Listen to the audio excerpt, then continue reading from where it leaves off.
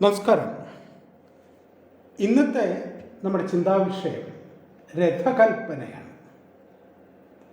ഒരുപക്ഷെ എല്ലാ വലിയ സംസ്കാരങ്ങളിലും ഇത്തരം അലഗറി അഥവാ രൂപകങ്ങളുണ്ട് എന്നതൊരു വസ്തുതയാണ്. ആത്മീയത വിശദീകരിക്കുവാൻ മിക്ക ദാർശനികരും രഥകൽപ്പന ഉപയോഗപ്പെടുത്തുന്നത് കാണാം. പ്ലേറ്റോ തൻ്റെ ഫെഡറസ് എന്ന ചർച്ചയിൽ ആത്മാവ് ജ്ഞാനലബ്ധിക്ക് സഞ്ചരിക്കുമ്പോൾ അത് ഒരു രഥയാത്രയായി സങ്കല്പിക്കുന്നുണ്ട്. അതിൽ സഞ്ചരിക്കുന്ന സഞ്ചാരി യുക്തിയാണ്. കുതിരകൾ ആസക്തികളും അഭിരുചികളുമാണ്. അതിൽ കറുത്ത കുതിരകളും വെളുത്ത കുതിരകളുമുണ്ട്. വെളുത്ത കുതിരകൾ നന്നായി സഞ്ചരിക്കുന്നവയും അത് രഥത്തിൽ സഞ്ചരിക്കുന്നവനെ സത്യത്തിലേക്ക് നയിക്കുന്നതും ആണ്. കറുത്ത കുതിരകൾ നിയന്ത്രിക്കാൻ വളരെ പ്രയാസമേറിയതും സഞ്ചാരിയെ സത്യത്തിൻ്റെ എതിർദിശയിലേക്ക് നയിക്കാൻ ശ്രമിക്കുന്നതുമാണ്. ഉപനിഷത്തുക്കൾ ആത്മജ്ഞാനത്തിന് ശ്രമിക്കുന്നവർക്ക് മാത്രമേ പ്രയോജനപ്പെടൂ എന്ന് സാധാരണമായ ഒരു തെറ്റിദ്ധാരണയുണ്ട്. എന്നാൽ ഈ ദേഹത്തെ മഹത്തായ ഒരു രഥമായാണ് ഭഗവത്ഗീതയും ഉപനിഷത്തുക്കളും എല്ലാം കാണിച്ചു തരുന്നത്. മോക്ഷമാർഗം സ്പഷ്ടമാക്കാനായി ജീവന്റെ സംസാരഗതിയെ മഹത്തായ ഒരു രഥയാത്രയായാണ് ഉപനിഷത്തുക്കൾ ചിത്രീകരിച്ചിരിക്കുന്നത്. അതുപോലെ ബ്രഹ്മജ്ഞാനം നേടുന്ന ശിഷ്യനും അത് കാണിച്ചു കൊടുക്കുന്ന ഗുരുവും സഞ്ചരിക്കുന്നതും മഹത്തായ രഥത്തിലാണ്. കൃഷ്ണനും അർജുനനും കുരുക്ഷേത്രത്തിലേക്ക് പ്രവേശിക്കുന്നത് ഗീതാകാരൻ ചിത്രീകരിച്ചിരിക്കുന്നത് ഇങ്ങനെയാണ്.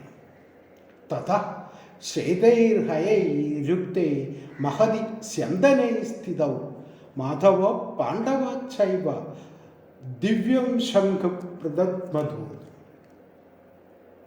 ബ്രഹ്മവിദ്യാഗുരുവാകുന്ന കൃഷ്ണൻ നിർവിശേഷവും ദ്വന്ദ്വരഹിതവുമായ പരമാത്മാവിനെ അവതരിപ്പിക്കുന്നത് മഹതി സ്യന്തന സ്ഥിതൗ എന്നാണ്.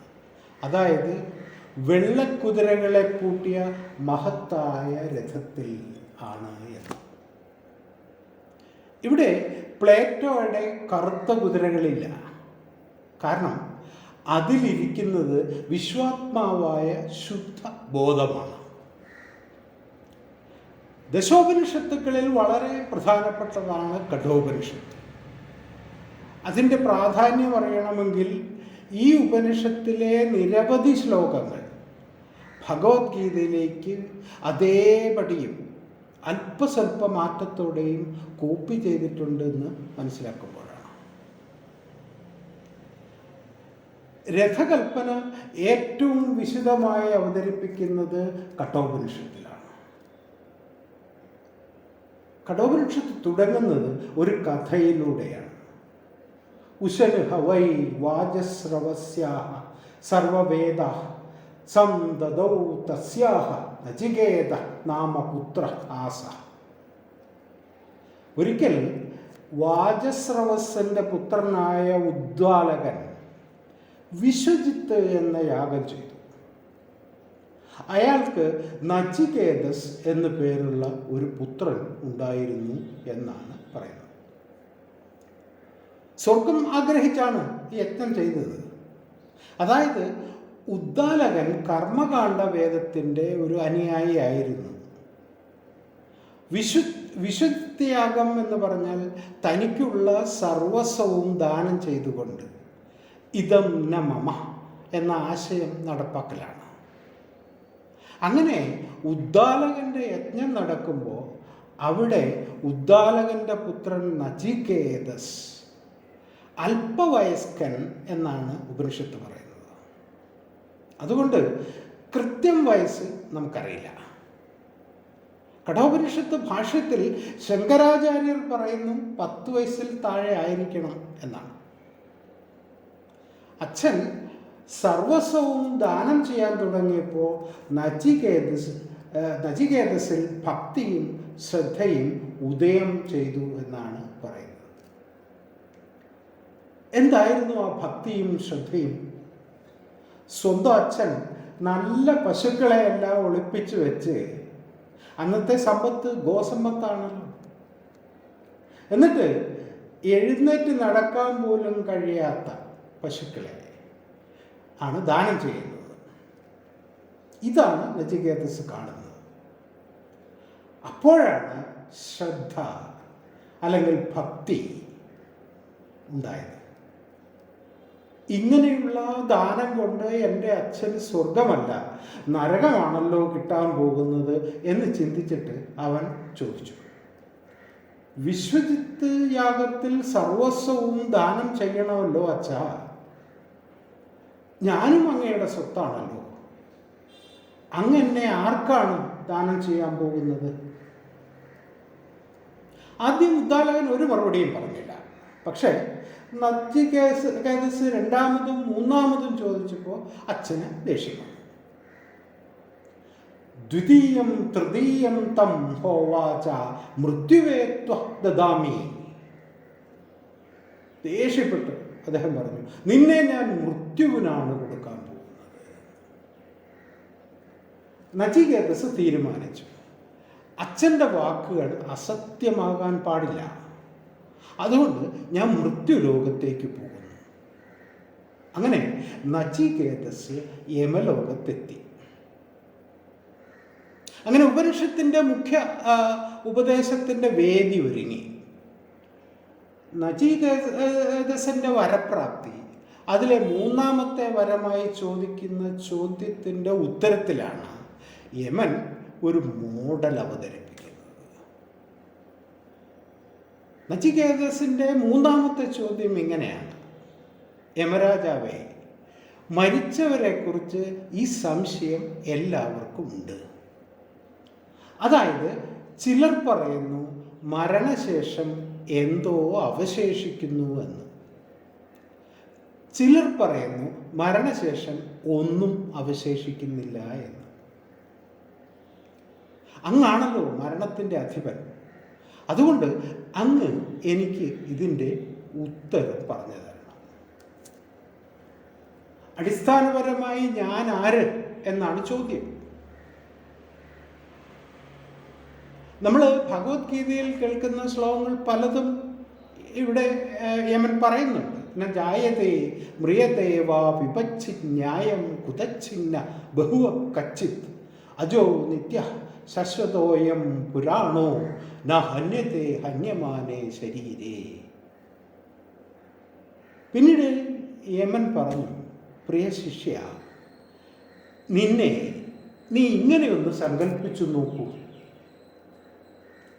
ആത്മാനാം രഥിനം വിദ്ധി ശരീരം രഥമേവതു ബുദ്ധിയും തു സാരഥിയും വിദ്ധി മനഃ പ്രഗ്രഹമേവച. ഈ ശരീരത്തെ ഒരു രഥമായി നീ സങ്കല്പിക്കൂ. ബുദ്ധിയാകുന്ന ഗുഹയിലിരിക്കുന്ന ശുദ്ധബോധമാകുന്ന പരമാത്മാവാണ് ഇതിലെ സഞ്ചാരി എന്നറിയൂ. ബുദ്ധിയാണ് ഈ രഥത്തിൻ്റെ സാരഥി, മനസ്സാണ് ഇതിൻ്റെ കടിഞ്ഞാൺ. ഇന്ദ്രിയാണി ഹയാനാഹുർ വിഷയാംസ്തേഷു ഗോചരാൻ ആത്മേന്ദ്രിയ മനോയുക്ത ഭോക്തൈത്യാഹുർ മനീഷിണ. ഇന്ദ്രിയങ്ങൾ കുതിരകളാണ്, അവ സഞ്ചരിക്കുന്ന വഴിയാണ് വിഷയങ്ങൾ. അതിലെ ഭോക്താവ്, അതായത് സുഖദുഃഖങ്ങൾ അനുഭവിച്ചുകൊണ്ട് ഇന്ദ്രിയങ്ങളാകുന്ന കുതിരകളോടും മനസ്സാകുന്ന കടിഞ്ഞാണോടും ബന്ധപ്പെട്ട് സഞ്ചരിക്കുന്നവൻ സംസാരിയായ ജീവനാണെന്ന് സത്യദർശികൾ അറിയുന്നു. അപ്പോൾ ഈ രഥത്തിൽ രണ്ടുപേർ സഞ്ചരിക്കുന്നുണ്ടോ? ഒന്ന് ബുദ്ധിഗുഹയിലിരിക്കുന്ന ശുദ്ധബോധമാകുന്ന സഞ്ചാരി, രണ്ട് ഇന്ദ്രിയങ്ങളോടും വിഷയങ്ങളോടും ബന്ധപ്പെട്ട് സുഖദുഃഖങ്ങൾ ആസ്വദിച്ചുകൊണ്ട് യാത്ര ചെയ്യുന്ന ജീവാത്മാവ്.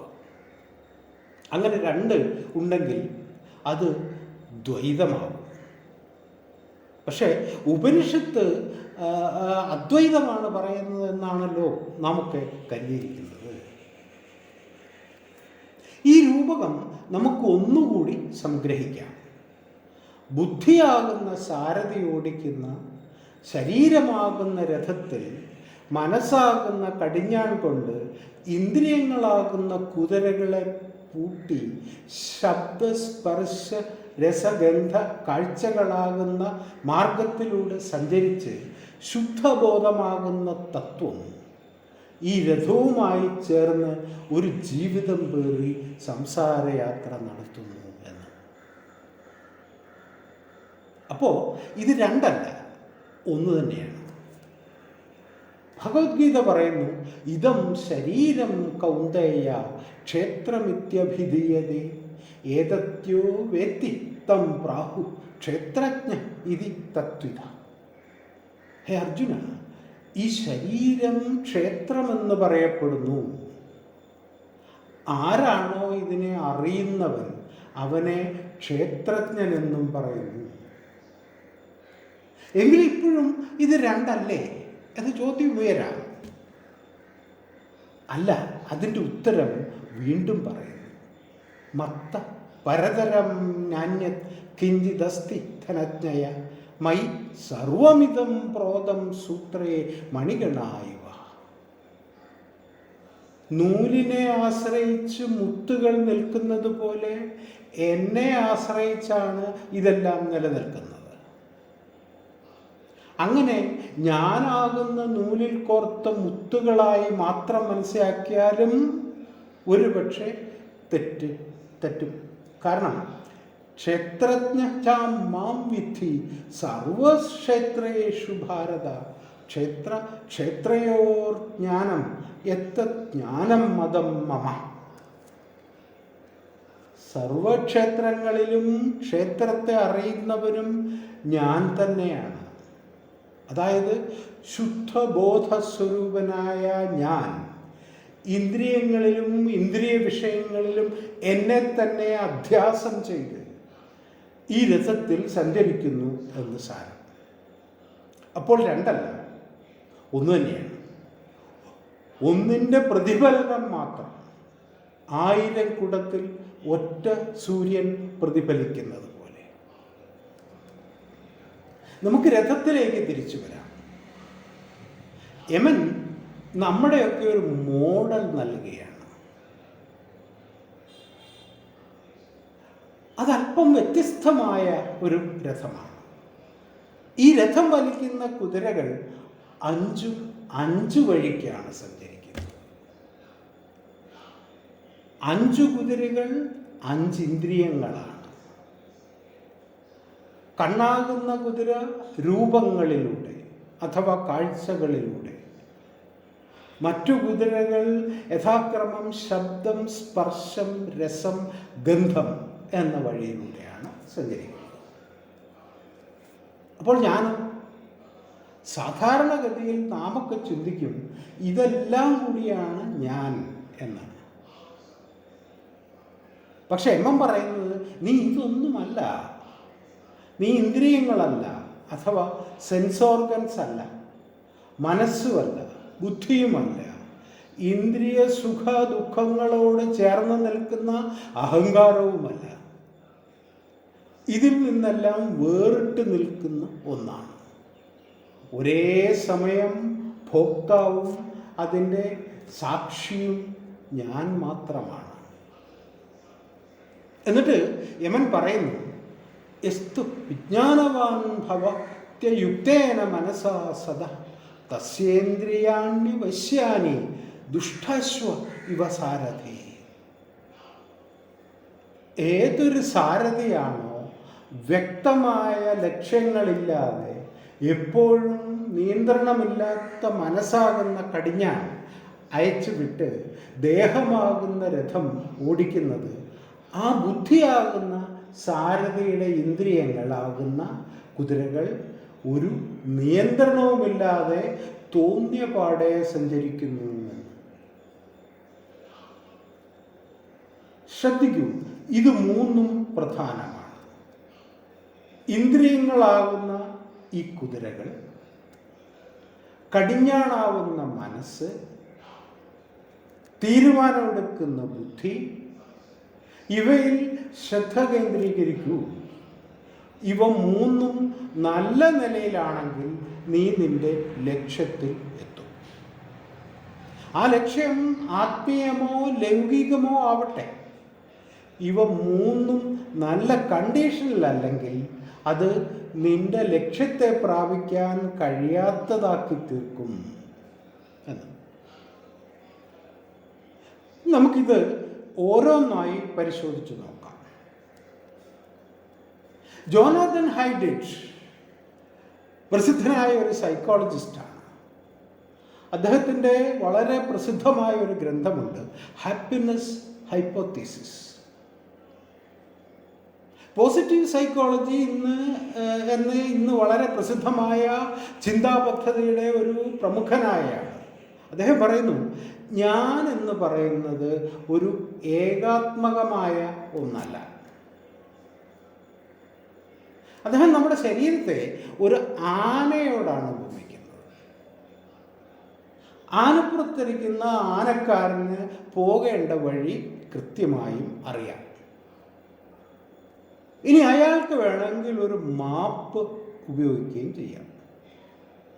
പക്ഷെ ആനകൾക്ക് മാപ്പും വഴിയും ഒന്നും പ്രശ്നമല്ല.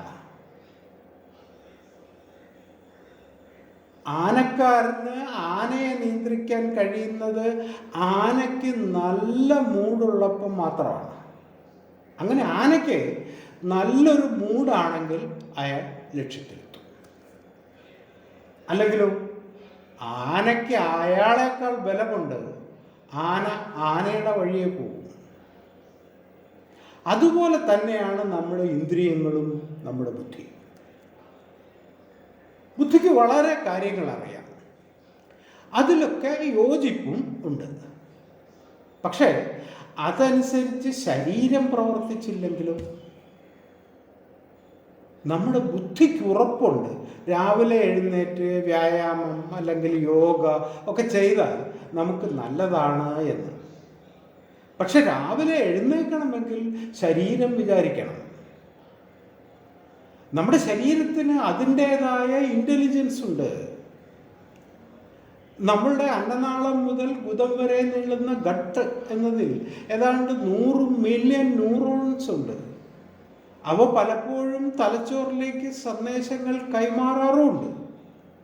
മിക്കപ്പോഴും സ്വന്തമായി തീരുമാനം എടുക്കാറുമുണ്ട്. അത് ഇൻഫോർമേഷൻ അല്ലെങ്കിൽ യുക്തി അങ്ങനെയൊന്നുമായി പ്രതിപ്രവർത്തിക്കുന്നതല്ല. അത് സെൻസ് ഓർഗൻ്റെ അനുഭവത്തിൽ മാത്രം. ഒരു ഉദാഹരണം എടുക്കാം. ജങ്ക് ഫുഡ് അല്ലെങ്കിൽ അമിതമായ മധുരം ഒക്കെ എൻ്റെ ശരീരത്തിന് ദോഷമാണെന്ന് എൻ്റെ ബുദ്ധിക്കറിയാം. പക്ഷേ പലപ്പോഴും എൻ്റെ ശരീരത്തിൻ്റെ ആകർഷണം കൊണ്ട് ഞാനത് കഴിച്ചു പോകും. അതാണ് നമ്മുടെ ശരീരത്തിൻ്റെ ബലം. നമ്മുടെ ഇന്ദ്രിയങ്ങൾക്ക് അതിൻ്റേതായ അജണ്ടയുണ്ട്. പക്ഷേ ഈ ഇന്ദ്രിയങ്ങൾക്ക് എന്തിനോടാണ് പ്രതികരിക്കാൻ കഴിയുക? അത് പരിശീലനത്തോട് മാത്രമേ കഴിയൂ. പരിശീലനം കൊണ്ട് അതിന് ഒരു ശീലം, ഒരു ഹാബിറ്റ് വരണം. അതായത് നമ്മുടെ ശരീരം പുതിയ ശീലങ്ങൾ പഠിക്കണം. അല്ലാതെ അതിന് പുതിയ ആശയങ്ങൾ പഠിക്കാൻ കഴിയില്ല.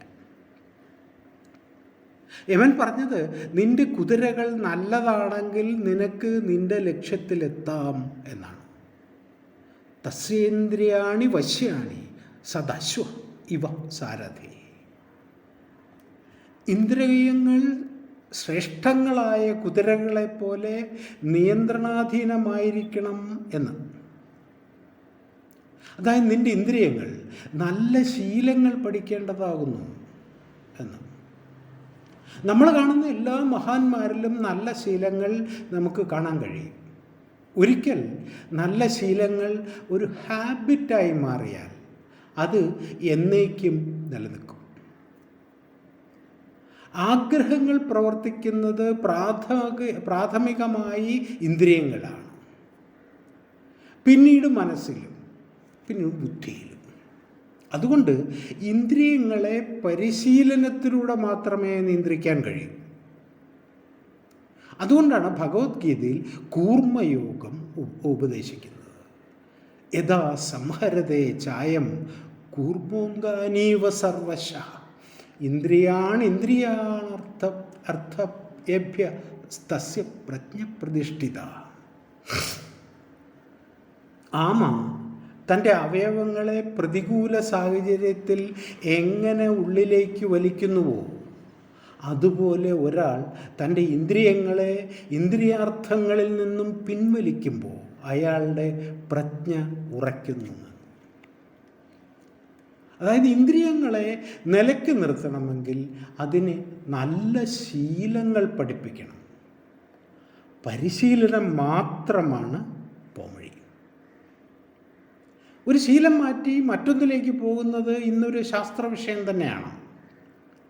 ചാൾസ് ദുഹിഗ് എഴുതിയ പുലിറ്റ്സർ സമ്മാനം നേടിയ പുസ്തകമാണ് the power of habit. Habit പ്രവർത്തിക്കുന്നത് 3 സ്റ്റെപ്പായാണെന്നാണ് അദ്ദേഹം ഈ പുസ്തകത്തിലൂടെ പറയുന്നത്. 1 സൂചന, ക്യൂ.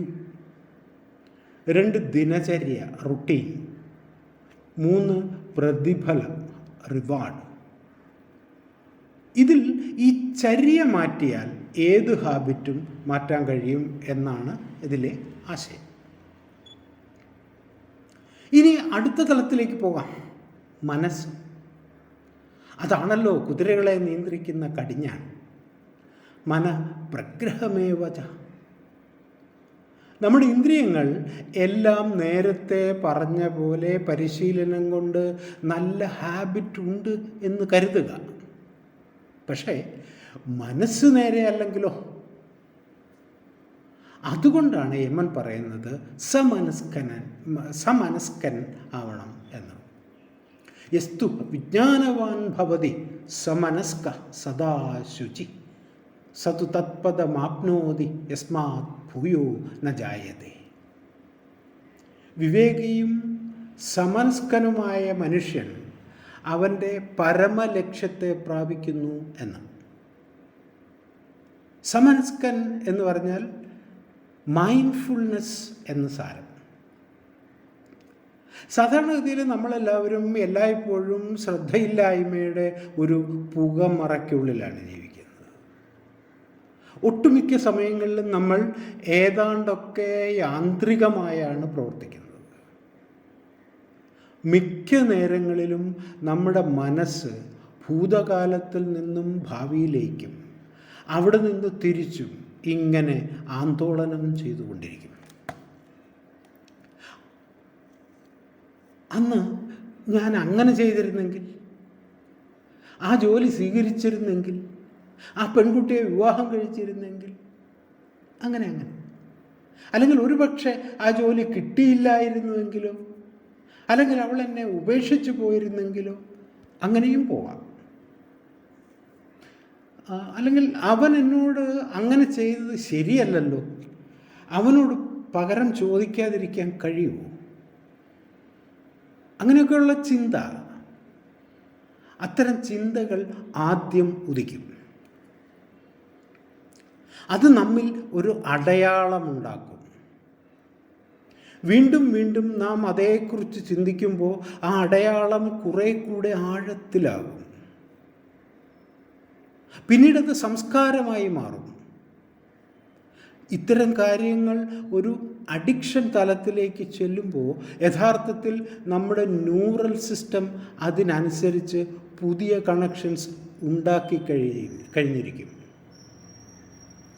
അതാണ് ന്യൂറോ പ്ലാസ്റ്റിസിറ്റി എന്നൊക്കെ പറയുന്നതിൻ്റെ ഒരു വശം. ഗീത പറയുന്നു, ധ്യായതേ വിഷയാൻ പുംസ സംഘസ്ഥേഷുപജായതേ സംഘാത് സംജായതേ കാമാത് ക്രോധോപജായതേ ക്രോധോദ്ഭവതി സമ്മോഹ സമ്മോഹ സ്മൃതിവിഭ്രമ സ്മൃതിഭ്രംശാത് ബുദ്ധിനാശോ ബുദ്ധിനാശോ പ്രണശ്യതി. അത്തരം നാശത്തിൽ നിന്നുള്ള രക്ഷയാണ് സമനസ്കൻ എന്ന് യമൻ പറയുന്നത്. നമ്മളെല്ലായ്പ്പോഴും ഇപ്പോൾ ഇവിടെ ആയിരിക്കുന്നതാണ് സമൻസ്കൻ അല്ലെങ്കിൽ മൈൻഡ്ഫുൾനെസ്. യസ്തു വിജ്ഞാനവാൻ ഭവതി സമനസ്ക സദാ ശുചി സത് തത്പദം ആപ്നോതി യസ്മാത് ഭൂയോ ന ജായതേ. മിറക്കിൾ ഓഫ് മൈൻഡ്ഫുൾനെസ് വളരെ പ്രസിദ്ധമായ ഒരു ഗ്രന്ഥമാണ്. വിയറ്റ്നാം ബുദ്ധസന്യാസിയായ തിക് നാ ഹാൻ ആണ് അതിൻ്റെ കർത്താവ്. ഇതിൻ്റെ ആശയം എന്നത് നമ്മൾ മൈൻഡ്ഫുൾ അവസ്ഥയിലായിരിക്കുമ്പോൾ, അതായത് ഇപ്പോൾ ഇവിടെ ആയിരിക്കുമ്പോൾ നമ്മുടെ ചുറ്റിലും എന്താണ് സംഭവിക്കുന്നതെന്ന് നമ്മൾ ആഴത്തിൽ മനസ്സിലാക്കും. അപ്പോൾ നമ്മൾ ഒരുമയുടെ സന്തോഷത്തിലും സമാധാനത്തിലും സ്നേഹത്തിലുമായി തീരും. ഒരു ഫ്ലോ നമ്മളിലൂടെ നമ്മളായി ഒഴുകും എന്ന്. വിപാസന മെഡിറ്റേഷൻ മുഴുവനും അടിസ്ഥാനപ്പെടുത്തിയിരിക്കുന്നത് മൈൻഡ്ഫുൾനെസ് എന്നതിലാണ്. അതാണ് സമനസ്കൻ എന്ന് യമൻ പറഞ്ഞതിൻ്റെ സാരം. ഇനി അടുത്ത തലത്തിലേക്ക്, ബുദ്ധിയുടെ തലത്തിലേക്ക് ഒന്നൊരല്പം പുറകോട്ട് പോയാൽ ഏറ്റവും അടിത്തട്ടിൽ നമ്മുടെ ഇന്ദ്രിയങ്ങളുടെ തലം. അവിടെ പരിശീലനവും ഒരു ചിട്ട അല്ലെങ്കിൽ ഒരു വഴക്കം, ഇതാണ് പരിഹാരം. അടുത്ത തലം മനസ്സ്. അവിടെ ഉണ്ടാവേണ്ടതാണ് ഇവിടെ ഇപ്പോൾ എന്ന മൈൻഡ്ഫുൾനെസ്. അടുത്ത തലമാണ് ബുദ്ധി. ബുദ്ധിയാണ് തീരുമാനം എടുക്കേണ്ടത്. പക്ഷേ പലപ്പോഴും നമ്മൾ ഒരു തീരുമാനം എടുക്കാറില്ല. എന്തൊക്കെയാണോ സെൻസ് ഓർഗൻസ് അവതരിപ്പിക്കുന്നത്, അത് മനസ്സ് എന്താണോ പ്രോസസ്സ് ചെയ്യുന്നത്, അത് യാന്ത്രികമായി നടപ്പാക്കുകയാണ് നമ്മൾ ചെയ്യുക. ബുദ്ധി അല്ലെങ്കിൽ ഇൻ്റലക്റ്റ് അതിൻ്റെ വിവേചന ശക്തി മിക്കവാറും ഉപയോഗിക്കാറേയില്ല എന്നാണ്. കമ്പ്യൂട്ടറിലൊരു ബൂട്ട് സീക്വൻസ് ഉണ്ട്, ഒരു ഡീഫോൾട്ട് സെറ്റിംഗ്. സാധാരണഗതിയിൽ അതങ്ങ് നടക്കും. എന്നാൽ അതിനിടയിൽ നമുക്ക് ഇടപെടാനും വേണമെങ്കിൽ CMOS മെമ്മറിയിൽ കയറി സെറ്റിങ്സ് മാറ്റാനും നമുക്ക് ചെറിയൊരു സമയം, ഒരു ഗ്യാപ്പ് കിട്ടും. അതുപോലെ ബുദ്ധിക്ക് ഇടപെടാൻ ഒരു ചെറിയ വിൻഡോ, ഒരു ഗ്യാപ്പ് ഉണ്ട്. മനസ്സും നമ്മുടെ ഇന്ദ്രിയങ്ങളും കാര്യം നടപ്പാക്കുന്നതിന് മുമ്പ് ബുദ്ധിക്ക് വേണമെങ്കിൽ ഇടപെടാം. യമൻ പറയുന്നു, എല്ലായ്പ്പോഴും നമ്മുടെ മുമ്പിൽ രണ്ട് കാര്യങ്ങൾ വരും. ഒന്ന് പ്രേയസ്സും മറ്റത് ശ്രേയസ്സും. ഇതിൽ ശ്രേയസ്സിനെ തിരഞ്ഞെടുക്കുന്നവൻ അവൻ്റെ ലക്ഷ്യത്തിലെത്തും.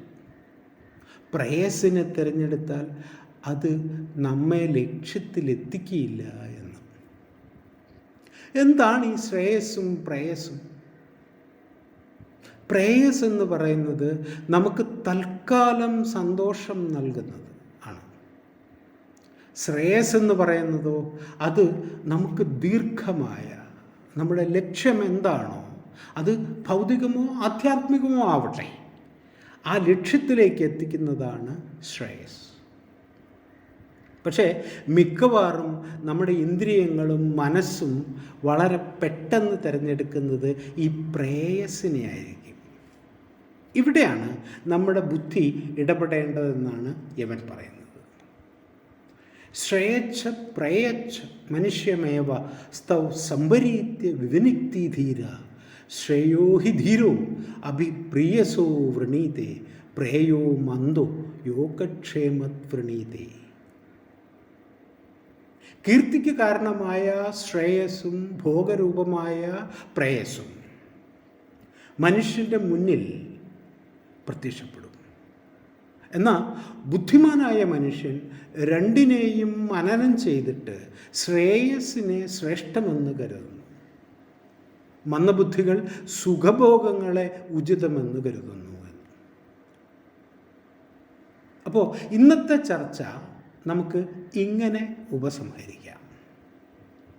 നമ്മുടെ ശരീരത്തെ നമുക്ക് 5 കുതിരകൾ വലിക്കുന്ന ഒരു രഥമായി സങ്കല്പിക്കാം. ഇന്ദ്രിയങ്ങളാണ് ആ കുതിരകൾ. ഇന്ദ്രിയ വിഷയങ്ങളിലൂടെയാണ് ഈ കുതിരകൾ സഞ്ചരിക്കുന്നത്.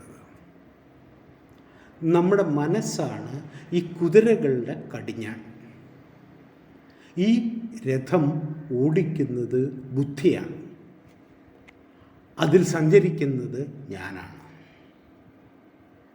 നന്നായി പരിശീലിപ്പിച്ച കുതിരകളും കൃത്യമായ സാന്നിധ്യമുള്ള മനസ്സും തെളിഞ്ഞ വിവേചനങ്ങളിലൂടെ തീരുമാനമെടുക്കുന്ന ബുദ്ധിയുമുണ്ടെങ്കിൽ അതിലെ സഞ്ചാരിയായ എനിക്ക് എൻ്റെ ലക്ഷ്യത്തിലെത്താം. ആ ലക്ഷ്യം ആധ്യാത്മികവുമാകാം, ഭൗതികവുമാകാം. ഇതാണ് കഠോപനിഷത്ത് കൽപ്പനയിലൂടെ നമുക്ക് നൽകുന്ന ഒരു സന്ദേശം. നന്ദി. ഞാനിവിടെ അവസാനിപ്പിക്കുന്നു.